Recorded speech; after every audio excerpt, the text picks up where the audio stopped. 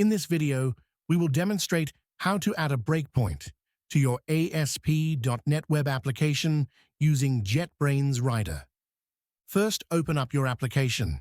I will use the default ASP.NET MVC Web Application template for this example, which just have a couple of pages.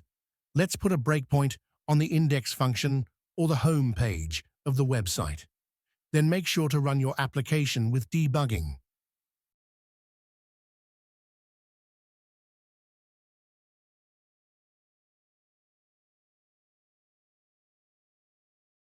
After the application loads, it will pause when it hits the breakpoint in the index function. Once you are in the pause state,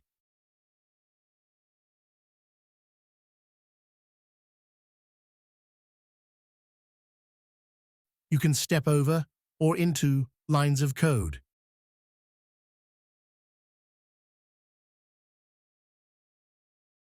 You can view variables and current context.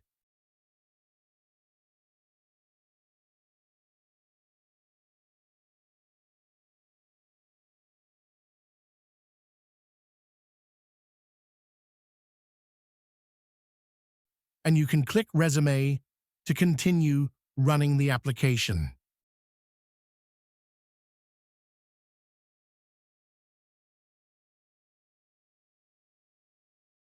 Thanks for watching.